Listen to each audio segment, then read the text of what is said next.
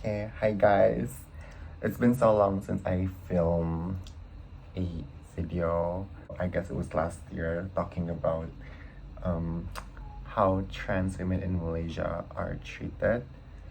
So yeah, I guess I don't know because I miss filming a video and I want to make this day a little bit more productive for myself because I feel like for so long I've only been studying, and then uh, if I don't study, I either procrastinating or watching videos on TikTok.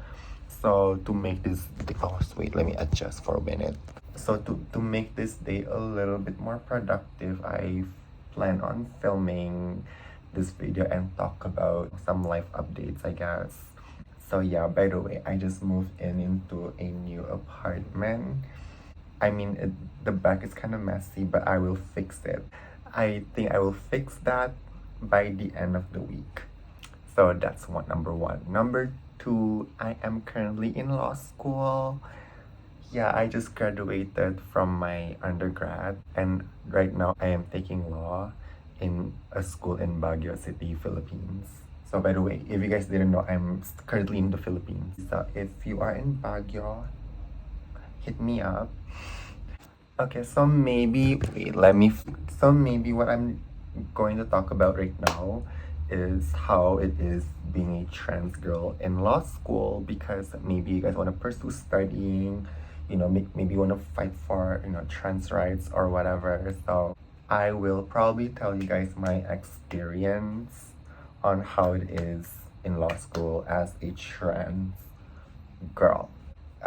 First year, I enrolled into law school in 2022 January, I think. 2022 January. Well, as of now, I feel like my experience is pretty okay.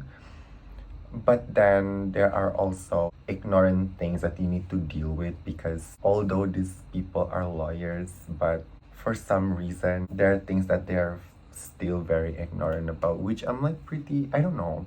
I don't want to comment on it because, like, who am I? I'm gonna give everyone a benefit of a doubt here. Okay, so do not think that whoever I'm talking about right now is a bad person just because they misgender me or not. Maybe they just don't know how to address me, or they just, it's their first time encountering a trans person. That's all I want to say before I talk about my experience. So, personally, my experience in law school is pretty decent. During my first year, it was online classes. Like, I had no face-to-face classes. So, I think it is pretty common, especially for trans women, when like you introduce yourself in the class, because during first day usually they start the day with self introduction. So I will introduce myself, da da da da da, and then they would ask like, how should I address you? The professor would ask you like, oh, how do I address you, miss or mister? I don't know, it's like something about that just threw me off, because I don't know, maybe because I expect them to, like, from just looking at me, they know how to address me. And also, I would prefer it if they would tell me personally, or ask me personally, rather than asking in the middle of the whole class, because it's not the time and place where I want to announce that I'm transgender. I just want to complete school as a normal girl.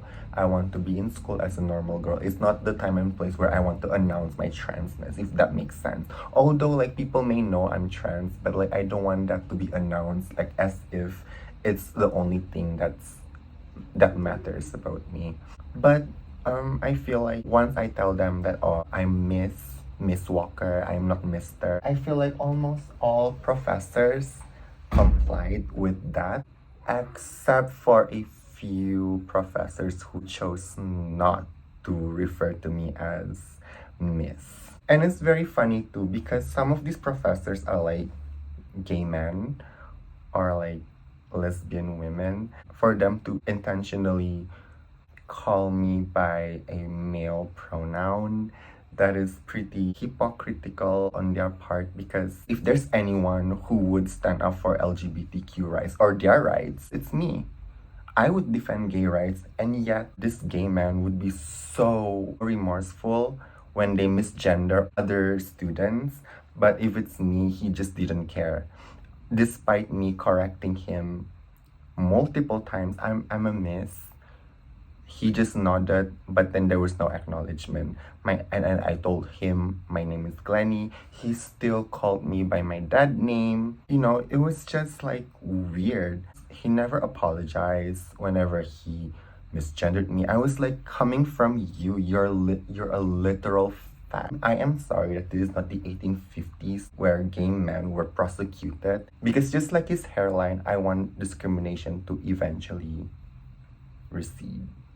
So anyways, moving on. There's also another professor, a guy by the way.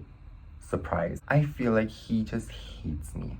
I could feel that he just didn't like me. It was obvious because while he was calling everyone with like salutation, like Miss or Mister, he left out mine. Knowing damn well I've already told him that I am a Miss. And then he left. He just called me by my first name and last name, whereas everybody else in class or everybody else, he called them by a salutation plus last name. It just felt like I wasn't treated the same way as the other people. I don't know, that that alone made me feel like I was othered. But anyways, there was one time I was late for I think a few minutes, like 2 or 3 minutes, and he almost refused to take my attendance, and he was like really passive aggressive about it, like told me to like be on time next time. I was like, okay. I thought he was just really strict as a professor, but there are students in our class who didn't respond to him when he asked questions, and he was like okay with it. He was okay with it in a sense that he just called another person, and then he called me to answer some questions, and I was like smiling. I'm a friendly person. I was raised right. So I smiled and then I answered his questions, and he was like, can you stop smiling? Whereas when he is reciting other people, everybody was like giggling, laughing. He was making jokes here and there with the other students while I smiled a little bit and he got angry. So yeah, so that's just some of my experiences with some of the professors. But you know what? If they want to misgender me then. I don't care. Because at the end of the day, my goal is to be a lawyer, and if they don't want to respect me, it's fine. Because eventually they will get what they deserve. I know myself. I know I'm beautiful. I am very secure with my femininity. I was raised well. I am loved by a lot of people, so I don't think 2 or 3 guys who are projecting their insecurity on me would affect me. I have to keep it gracious and like, you know, keep it cute and keep it demure, I guess. In terms of students, I feel like students are pretty, yeah, everybody's pretty respectful. Everybody minds their own business. I think to a certain extent, everybody minds their own business. Like as long as these people are respectful to me, I don't care about what they say behind my back. But because again, I know myself, and I don't think I need to care about what these people have to say about me. So yeah. Also, like the students in my school are pretty diverse. Like there are a lot of students who are like representing different types of minority groups. Like for example, I represent the trans community.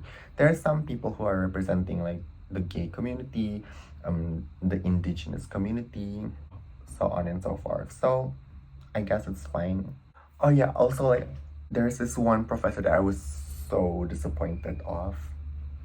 So this professor, she was actually one of the professors that I idolize, because I think because of her advocacy, because she's like a feminist and all, up to a point where she posted something about Imain Khalif. So if you guys didn't know, Imain Khalif is an Olympic boxer, and she represents Algeria. So I just I'm disappointed by her post about Iman Khalif because she was talking about how trans women are not women, this and that. Trans women are not women just because Iman Khalif joined the Olympic. And like, first of all, Iman Khalif is not even transgender. I don't know why she thinks that Iman Khalif is trans because she's from Algeria, where being trans and gay is like literally illegal. But anyways, like, she was talking about how trans women are not women. And then I was like, I am literally your student. I was literally in your class. Like, what? I just feel so betrayed reading that post because I thought she was different. I thought she was, one of the girls who would uplift my community because of her advocacy. I feel like feminism and advocacy on trans women, they're like pretty similar. Like, we're both advocating for equal rights. Like, as an oppressed group, we just wanted to be recognized. We just wanted to have a space in society where we can prosper. And the fact that she's part of a minority, putting down another minority group, that is so, I don't know, it's just so disappointing to read. Sure, maybe it's unfair, but how often do trans women join sports? Literally, trans women represent 0.01% of like the world's population. And how often do trans women join sports? What more? Winning medals.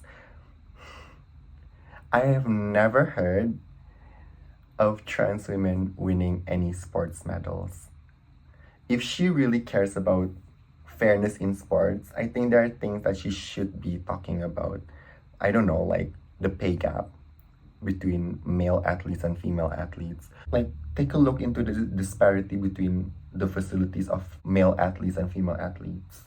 Why is she talking about trans women in sports? It's not something our country is facing. It's not a problem that our country is facing. If we are in the US, sure, maybe go off, girl, but we're in the Philippines. I've never heard a trans Pinay joining female sports. It's so sad because, especially women of color, they've been told that they are male just because they have higher testosterone levels, just because they are good at what they're doing, which is, playing sports. I don't understand how having higher level of testosterone among biological female is unfair when it could be perceived as a biological advantage. Just like other biological advantages, just like being tall, just like, I don't know, having long arms. I don't know what could long arms do. Why having higher testosterone among biological female athletes, let me emphasize that, biological female athletes is seen as being unfair. So the next question would be, how hard is law school? It is really hard. Everybody can vouch me on this, that law school is very hard. You have to study every day because every day you have to prepare for school because there are questions that will be asked by the professors and you have to answer them. And also you have to recite some of the cases in the syllabus. You have to know those cases because knowing just the law is not important. You have to know how to apply the laws. So how do you learn that? Is by reading cases where the laws are being applied or being interpreted by the judges. Yeah, it is really hard. You have to prepare for classes every day. And if you're trans, it's a little bit harder because the environment doesn't make it easy for you. But all I'm gonna say is this. It is very, very worth it. Although you may not like the professors who are teaching you, but it is so worth it because you get to learn your rights. You get to learn what's missing in the legal system as far as trans people are concerned. And then from there, you can almost figure out what can you do as a trans woman to fix it. What is your role in trying to uplift the community? Also, at the same time, most often than not, you'll always be the only trans person in the classroom. So it's more like you as a trans woman are taking up that space along with this like bunch of straight people who are like always dominating the legal field. Sometimes it's nice to feel that you are part of it. You are part of that. You know, you're like in that stepping stone of making a change. It may not be like a big change because you don't create the law, you're just defending clients and stuff like that. But for a trans woman to be a lawyer, that's already an achievement in of itself. So if you want to take that risk, take it, girl. It's really worth it. And yeah, hopefully it all goes well for me and for you girls who are trying to enroll in law school. I really wish you the best, and I hope that you girls will succeed in your school if you were to enroll in law school. And hopefully it goes well for me too. I'm so scared. I don't know what's gonna happen, and I don't know what's in for me in the long run, but hopefully it all goes well, and hopefully I pass the bar. Hopefully I don't get disbarred in the long run. Oh my god, I hate that. So yeah, good luck girls, and I see you in the next one.